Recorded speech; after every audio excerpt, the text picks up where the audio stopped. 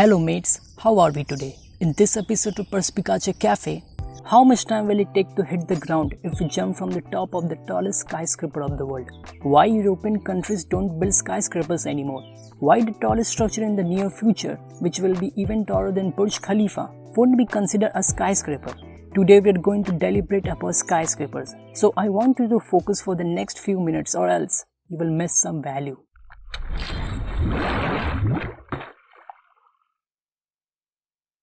There are approximately 500,000 or 5 lakh buildings under 100 meters around the world. These structures make a significant impact on solar radiation and influencing wind speed.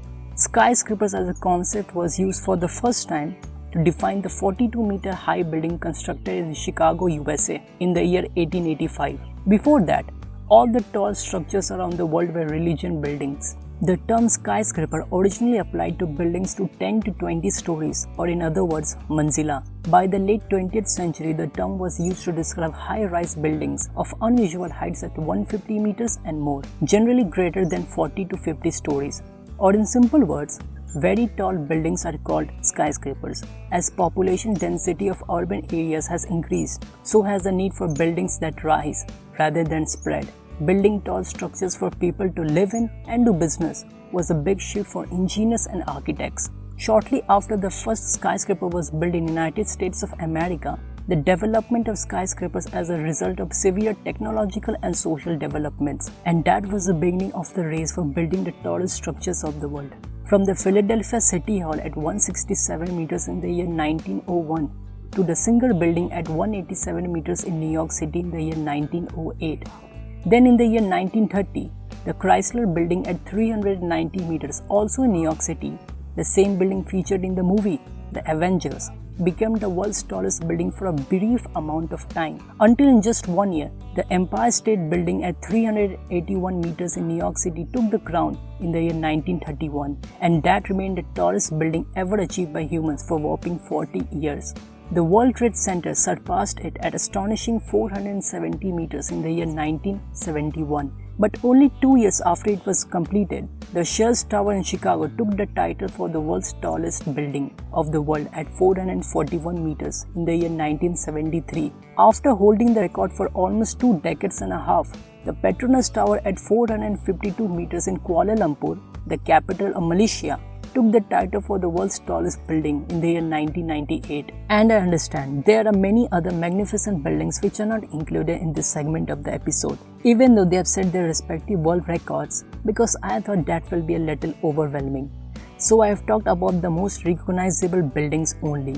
The Burj Khalifa finally broke all the barriers in 2010 and takes the title to this day for the world's tallest building in the world at mind-blowing 828 meters. To show the gigantism of this skyscraper, just assume if you were to jump from the top point, the point where this gentleman is posing for a click, like he is some kind of park or something, it will take you a staggering 18 seconds.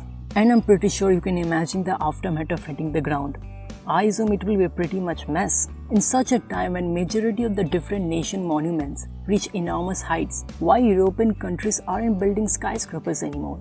Then another question arises that how do they thrive without the significant urban spaces and floor areas that these clever structures provide? When the age of skyscraper was evolving around the world in 19th century, mainly first in Chicago, then in New York City, many European countries were already firmly established with grand historical buildings and spaces that left little room for these huge structures. Most of the Europe cities around the time were also more evenly zoned and were not facing any kind of demand for floor spaces that skyscrapers provide.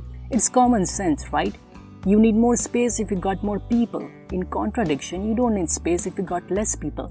Sounds good? Now I know that a bunch of our viewers must be thinking that why there aren't any skyscrapers in most of the vast populated areas around the world. There are many reasons for this, like, can people afford to live in or do business in such places? Does the real estate company seeing any demand for these buildings? Is there any height limitation on buildings in that area? And many more. From the Burj Khalifa to 7-star Burj Al Arab Hotel, Dubai has transformed into a true global city. The ambition and extremity of the city's new project will take engineering and construction to new heights. The Dubai Creek Tower will be over 1,300 meters in height, and that will be the tallest structure ever that humans will be achieving in these coming years. The simple design of Dubai Creek Tower as compared to denser, fully habitable skyscrapers will help in accelerated construction of this magnificent structure. At 1.3 kilometers, Dubai Creek Tower will easily break the world record for the tallest structure, which is currently in the name of Burj Khalifa at 0.828 kilometers. But the interesting fact is that it won't be eligible to take the title for the world's tallest skyscraper away from Burj Khalifa, as it doesn't meet the two specific skyscrapers guidelines or classification criteria set out by Council of Tall Buildings and Urban Habitat. The first one is that the tower won't be completely self-supporting, as it relies on its tension steel cables for support. The second criteria states, according to CTBUH, in order for a structure to be a skyscraper, about 50% of the structure should be habitable, or in simple words, suitable to live in. This clearly says, a skyscraper is always a structure, but a structure may or may not be a skyscraper. I know this sounds a little confusing. Structures, buildings, skyscrapers, what's the difference? Stay with me, let me clear things up for you. Generally, the establishment where people live in is a building and a structure, but not a skyscraper, as it probably doesn't meet the 150 plus meter mark. But ultra tall establishments where people live in and do business with 150 plus meter mark and both criteria set by CTBUH is considered a skyscraper and of course both building and a structure. Take the example of Warsaw Radio Tower at astonishing 646 meters. Does it clear the 150 plus meter mark? Yes. Can people live in this construction? I don't think so. See?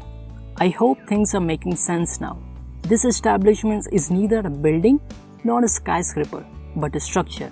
Now, technicalities apart, if you are still confused in these three, it's okay if your mind with practicality says, this thing is tall as fuck. Now, I will really appreciate it if you guys give this video a thumbs up, and remember, be sure to subscribe and hit the bell icon so that you never miss anything. At last, thank you so much for watching. Have a wonderful day, and I'll see you next time.